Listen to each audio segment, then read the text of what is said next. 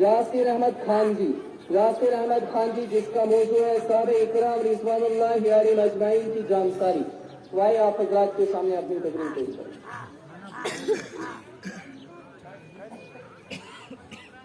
الحمد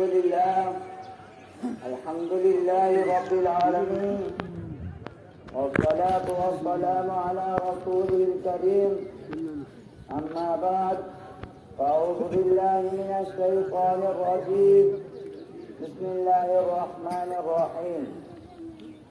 إن الذين يغضون أصواتهم عند رسول الله أولئك الذين امتحن الله قلوبهم للتقوى لهم مغفرة وأجر عظيم. وقال النبي صلى الله عليه وسلم لا يؤمن أحدكم حتى أكون أحب إليه من والده وولده والناس أجمعين، أو كما قال عليه الصلاة والسلام. ہم نے ہر دور میں تقدیس رسالت کے لیے کے لیے وقت کی تیز ہواؤں سے بغاوت کی ہے، توڑ کر سلسلہ رسم سیاست کا قسم ایک فقط نام محمد سے محبت کی ہے. قابل قدر احترام حضرات علماء کرام اور حاضرین جلسہ، السلام علیکم ورحمۃ اللہ وبرکاتہ.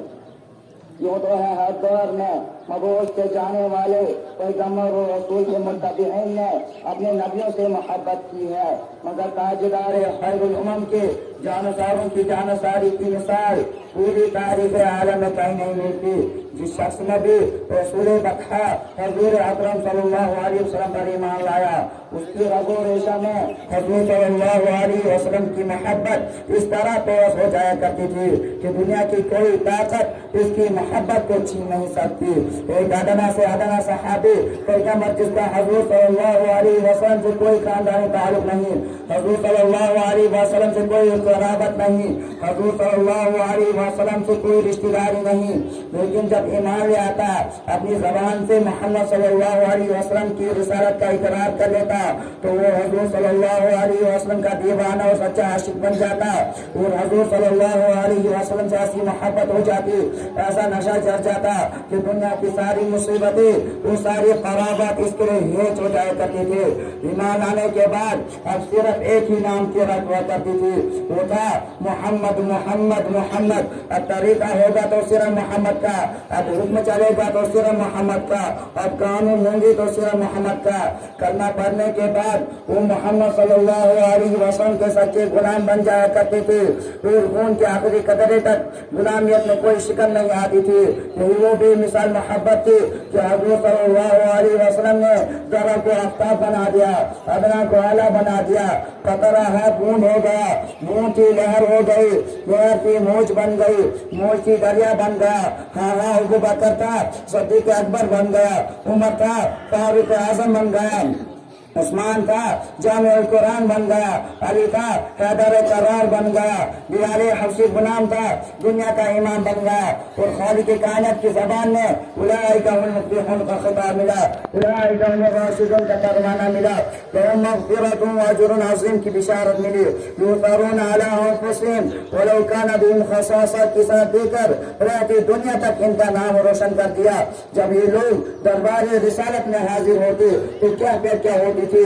سورہ حجرات اٹھا کر دیکھو، ارشاد باری ہے ان الذین یغضون اصواتهم عند رسول اللہ اولئک الذین امتحن اللہ قلوبهم للتقوى لهم مغفرۃ واجر عظیم. جو لوگ حضور صلی اللہ علیہ وسلم کے سامنے اپنی آواز کو پست رکھتے ہیں یہ وہی ہے جن کے دلوں کا امتحان خدا تعالیٰ نے تقویٰ سے لے لیا ہے. تو ترمذی شریف کی روایت ہے اذا تکلم النبی صلی اللہ علیہ وسلم اطرق جلساءه كأن على رؤوسهم الطير. یعنی حضور صلی اللہ علیہ وسلم کے سامنے جو اپنے یعنی حضور صلی اللہ علیہ وسلم جب کلام کرتے تو تمام صحابہ نگاہیں جھکا لیا کرتے تھے گویا سروں پر پرندہ بیٹھا ہو. اللہ اکبر. یہ ادب تھا حضور کا، یہ احترام تھا پیغمبر کا. ارے یہ ادب یہ احترام کیوں؟ اس لیے کہ صحابہ کرام کو حضور صلی اللہ علیہ وسلم دل و جان اعلیٰ اولاد سے بھی زیادہ محبوب تھے. عقیدت و محبت انسان کو ادب پر مجبور کر دیتی ہے۔ چنانچہ حضرت علی رضی اللہ تعالیٰ عنہ سے کسی نے پوچھا کہ رسول صلی اللہ علیہ وسلم کے ساتھ تمہاری محبت کیسی ہوتی تھی؟ فرمایا بخدا نبی اکرم صلی اللہ علیہ وسلم ہم کو فرزندہ مادر سے بھی زیادہ محبوب اور اس سے بھی زیادہ پیارے تھے، جیسا کہ ٹھنڈا پانی پیاسے کو ہوا کرتا ہے۔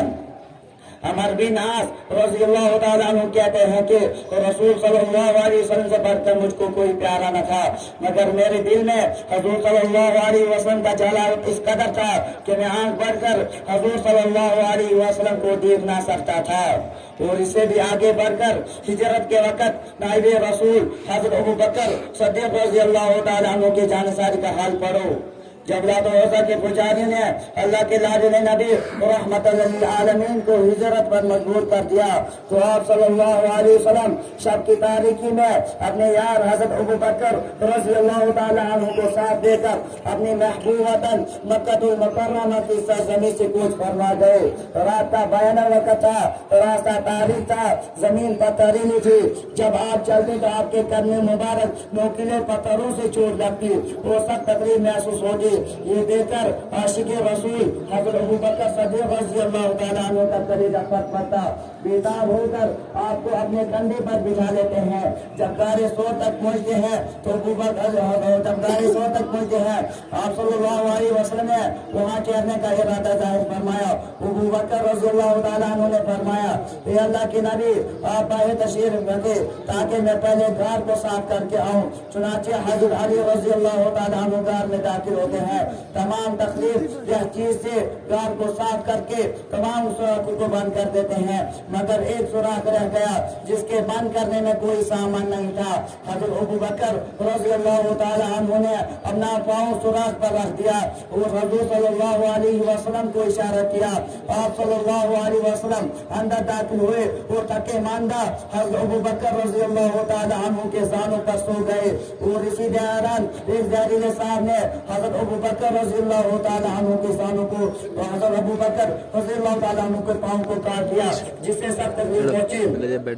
پورا بدن زہر آلود ہو گیا، زہر کی بنا پر آنکھیں اشکبار ہیں مگر پیروں میں کوئی جنبش نہیں، پورا بدن زہر آلود ہے مگر زبان پہ کوئی شکوہ نہیں۔ ہائے ہائے صرف اس لیے کہ کہیں پیغمبر کی نیند کھل نہ جائے، آنسو کی لڑی چہرے انور پر گرتی ہے۔ پیغمبر کی نیند کھل گئی، پیغمبر صلی اللہ علیہ وسلم نے اپنا لعاب دین پیر پہ لگایا، جس کی وجہ سے ساری تکلیف جاتی رہی۔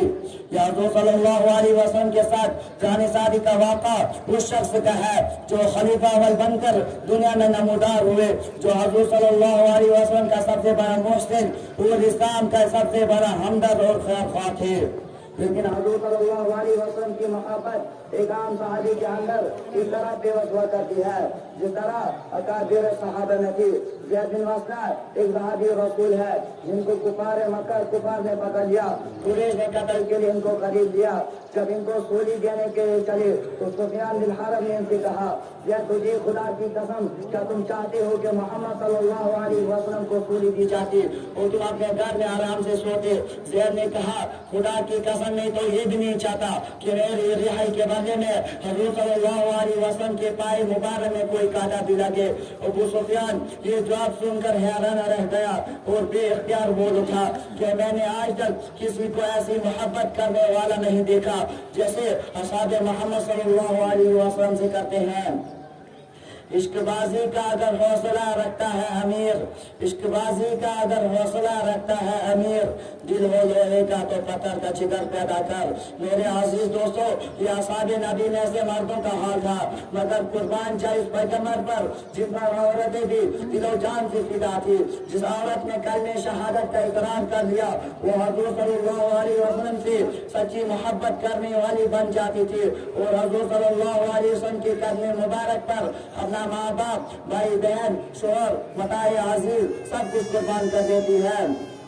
چنانچہ مدینہ منورہ میں جب جنگ احد کی لڑائی شروع ہوئی، مدینہ منورہ سے 3 میل کے فاصلے پر جنگ احد کا پہاڑ ہے، لڑائی شروع ہے۔ حضور صلی اللہ علیہ وسلم جنگ میں شریک تھے۔ मदीना मुनव्वरा में खबर मशहूर हो गई कि हजूर सल्लल्लाहु अलैहि वसल्लम शहीद हो गए। ये खबर गलत थी, लेकिन मशहूर हो गई। तो बनु दीनार की 90 साल की बूढ़ी औरत, जिसका बाप भाई शोर जंग में शरीक थे, लाठी टेके मदीने से बाहर निकल रही है। किसी ने इस औरत के कान में जाकर कहा, अम्मा तेरा नाम उम्मे अमारा तो नहीं? कहने लगी, हाँ उम्मे अमारा तो है। उस आदमी ने कहा, अम्मा तेरा भाई जंग मैदान में शहीद हो गया। लेकिन औरत इस तरह चलती रही। फिर उसके बाद किसी ने इसकी बाप की शहादत की खबर दी, लेकिन उसकी जबान पर सिर्फ एक इसमें गिरामी रसूलुल्लाह सल्लल्लाहु अलैहि वसल्लम जारी था। वो इसी तरह चलती रही। फिर तीसरी मर्तबा इसकी शौहर की शहादत की खबर मिली। कहने लगी कि हजूर सल्लल्लाहु अलैहि वसल्लम कैसे हैं? जवाब मिला, हजूर सल्लल्लाहु अलैहि वसल्लम सही सलामत है।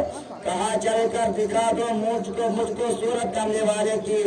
कहा चलकर दिखा दो मुझको सूरत कमले वाले की, कि इन तारीख आंखों को जरूरत है उजाले की। और जब हजूर सल्लल्लाहु अलैहि वसल्लम पर निगाहें पड़ी तो भी एक चीज खुली, कुल मुसीबतुन बादका जललुन या रसूलुल्लाह।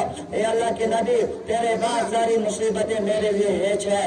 और मैं भी और बाप भी, शोहर भी और बरादर भी फिदा। मैं भी और बाप भी, शोहर भी और बरादर भी फिदा। ए शहीदैन, तेरे होते हुए क्या चीज है हम। वाखिर दावाना अल्हम्दुलिल्लाहि रब्बिल आलमीन।